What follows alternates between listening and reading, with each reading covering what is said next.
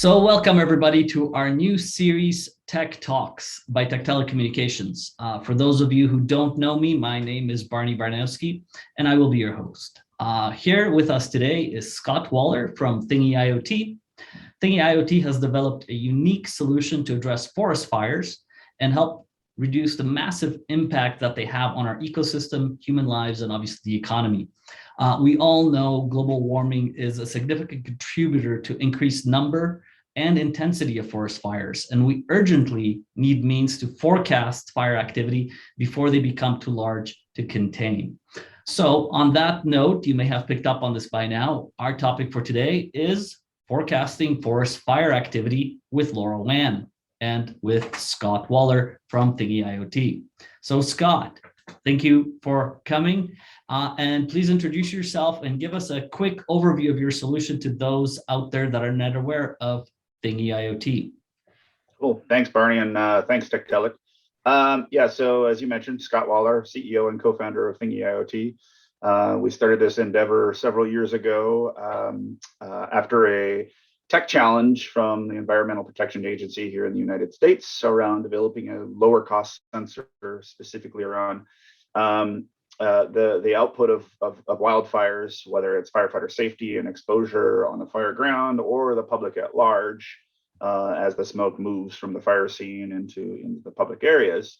And specifically LoRaWAN was LoRaWAN was our initial connectivity option for that, and we continue that today, just extending in a very remote environment. And beyond that, Thingy's become an integrator in LoRaWAN, hence our deep partnership with TEKTELIK, as well as an operator in LoRaWAN networks all throughout the west of the United States. Fantastic. So let's shift gears a little bit for a second and maybe get a little bit more technical. So from a technical perspective, can you give us an overview of how your solution works and specifically how it addresses the forest fire issue? Yeah, so one of the things in fires is obviously it sends up a plume of smoke, and those are byproducts of combustion. Those are particulates, carbon particles, methyl alpha bad stuff we might call, especially when they get into urban environments. The plastics and all that are burning in the air, but they also send up an immense amount of gases in different forms: carbon monoxide, carbon dioxide, volatile organics, and other gases specific to the fires. And so one of the challenge from the tech challenge itself, and what we've seen over the past few years, is the sensors that are out there, especially in rural environments, to measure air quality and inform the public, is it healthy to go outside or should I stay inside? Yeah. They're way too expensive, very regulatory, very scientific, very exact, tens of thousands of dollars, sometimes in the $100,000 range.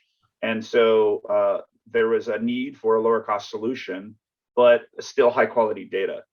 And so as a part of that challenge, what we've done ever since then is partnered with the different agencies to bring a lower cost solution down with off the shelf chemical sensors and particulate sensors, but with a high degree of integration of all those sensors together, calibrate them off the shelf at the factory and do our own work, and then spend a ton of time with the researchers and the regulatory agencies to validate it against the standard, the high cost standard.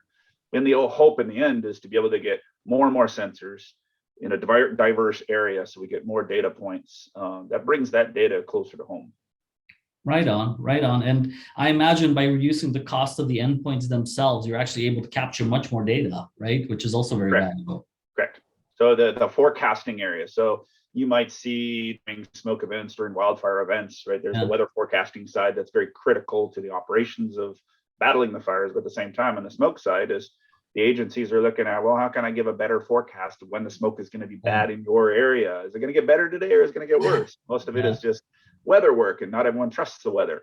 So, but by putting a more diverse set of sensors in more regions and more areas, especially because of topography and the diverse nature of our weather patterns, especially in certain areas, then it just gives them more data points. That increases the forecast model, so we get better data in the end.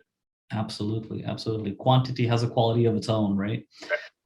So we understand that when you were designing your solution, you looked at a number of different IoT technologies. So what made you decide to proceed with LoRaWAN?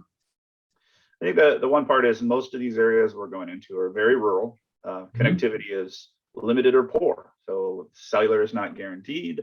Satellite is still way too expensive. We're starting to get more options. We're not talking, the high bandwidth broadband solutions by some satellite providers these days. We're talking IoT based solutions. You have to keep the cost down overall. And cost is also relatable into the power aspects, right? A cellular radio takes more battery power because it draws more power in general. Absolutely. So LoRaWAN seemed to be a really perfect solution for both long range, connecting lots of sensors at a very low cost, both the battery power usage as well as the cost of overall service. And one of the things is in some of these very remote areas, you might have cellular on top of a mountain. So we can put a gateway up there and extend coverage into a valley or a very large region down below where there is no cell coverage, but we can still connect our sensors and get that data connected to, in the end, into the internet so we can do analytics on it. Right on, right on. And I mean, just from personal experience, right? We're no strangers to forest fires here in Western Canada and Alberta in particular. So if we were to say, convince the powers that be here to, take on your solution, how simple is it to deploy and operate your solution? And maybe you can tell us a little bit about some of the customers that you currently have and what scale of deployment you've achieved with those customers.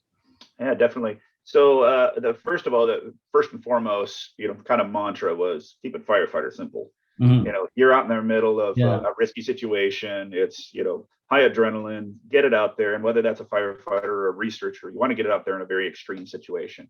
So for that use case, it's a tripod, pull it out of an Pelican case, drop a tripod, bolt it in, push one button, turns it on. You could set up a remote telemetry unit. Again, we've packaged your gateways into very remote hardened cases that we can put out there in the fire scene. Make that super bulletproof, right? It's going to be introduced to extreme conditions. The other are more regulatory. So you think about your air quality management district or your weather network, or maybe some researchers where they're permanent. We're going to put them out there, run them off of power or solar power, whatever is available in the area, and connect them either LoRaWAN network or the extended LoRaWAN network out to those. But those are permanent installations for long-term studies of what the air quality is. And then the other is, some of these areas like agriculture, where we're putting, out these in a ton of different vineyards as a part of a USDA, U.S. Department of Agriculture research study around smoke taint and wine grapes. So, we're putting theirs on the side of a barn in a vineyard, or tying them to a trellis pole. And so those are either short-term duration or long-term duration studies. So we just have to be super flexible on both the power, how you connect them, where you place them, but in the end, we want to get really good quality data and keep it as simple as possible for both deployment as well as usability. Yeah, no, that's fantastic, right? And certainly got to protect those grapes. So what's the feedback been, right? Like, what are your customers saying about your solution, right? The guys who are getting this data, and have they identified any areas that you may need to improve, or are you done? No, so we're constantly evolving it based on some of the projects that we get involved in. The one target is obviously the regulatory agencies, and there's some defined standards, and can we meet those standards with a high degree of accuracy? And that we've proven over the last couple of years, again, in close partnership with those agencies against the highest standards in the world of air quality measurement. And we're constantly improving that and taking that feedback and correct algorithms and correct software and correct features and add new features specifically for that user group. On the other side, a lot of the research grants we're working with some of these universities, whether it's agriculture and smoke taint and wine grapes, or that's worker safety, the workers that are out there picking the grapes or fruit during wildfire season, or a smoke event, as we call that.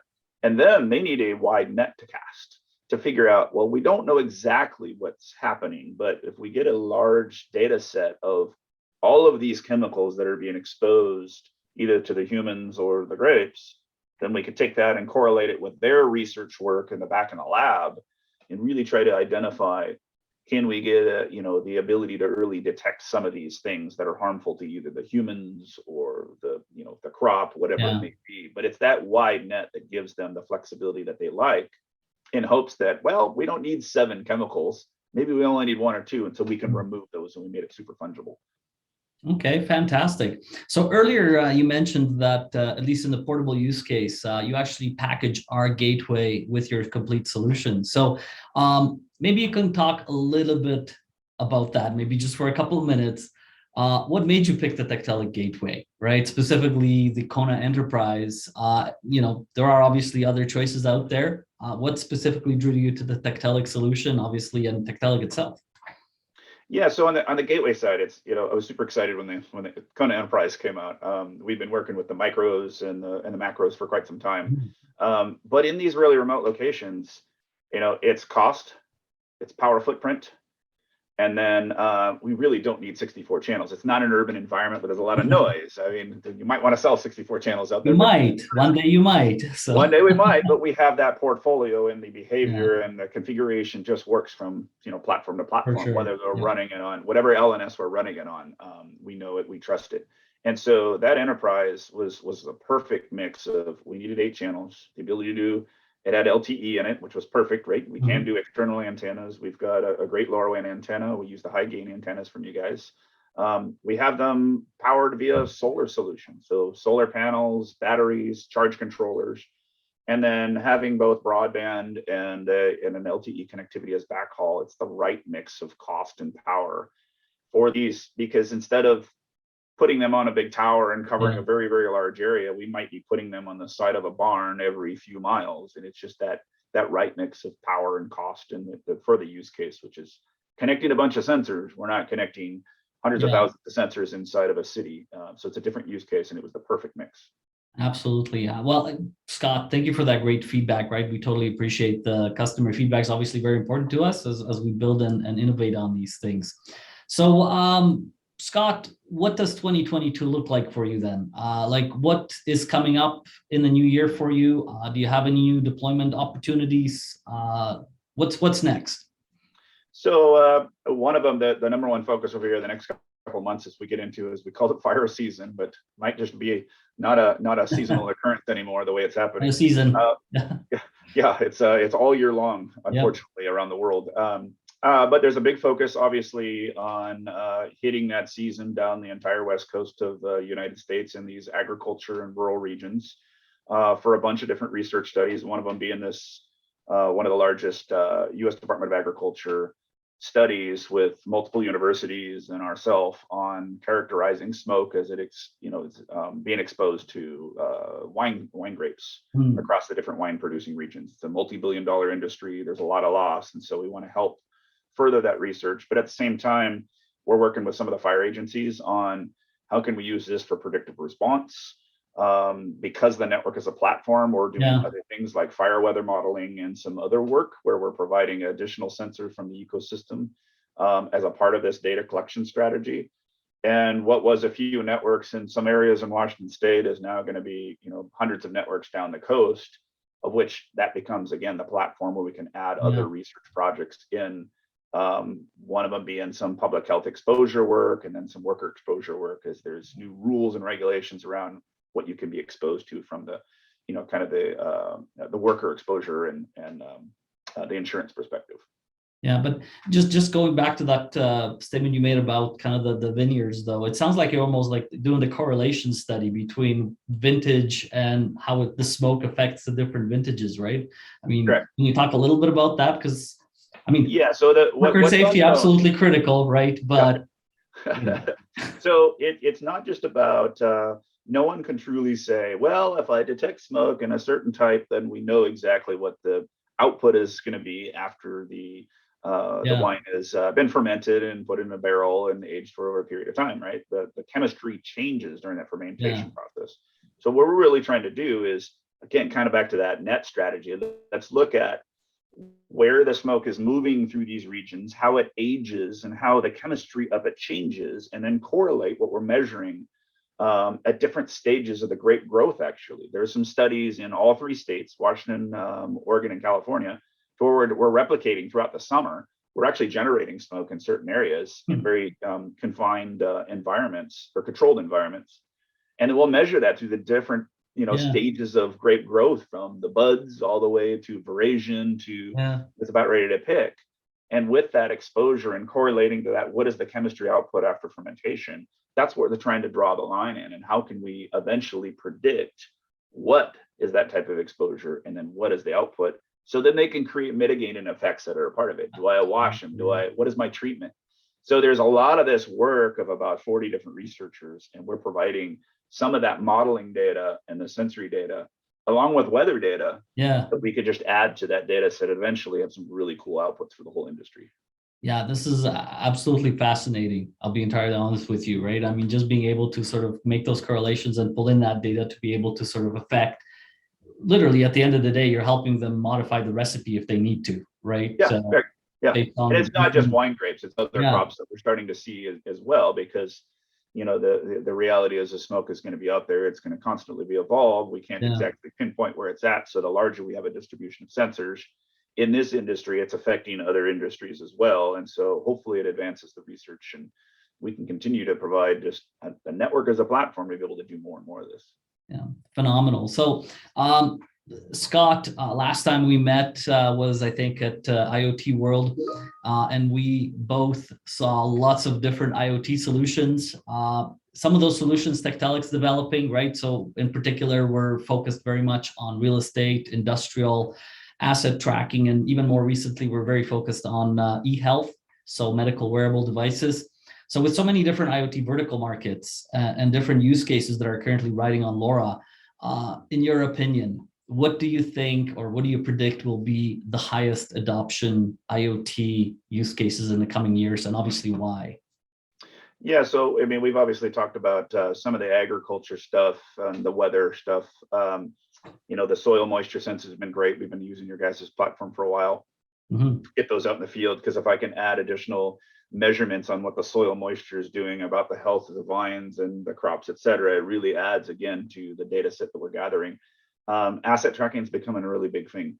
Not only the ag industry, but we'll, if we're building a network in these areas for the ag industry, and we're doing microclimate measurements and smoke monitoring and stuff like that in vineyards and orchards and et cetera, they want to know where their truck is when it leads after the picking to the pack houses and distribution centers. Hey, can we do some type of linkage? Can you give us small bits of data, since we have a lot of LoRaWAN networks in these ag producing regions now?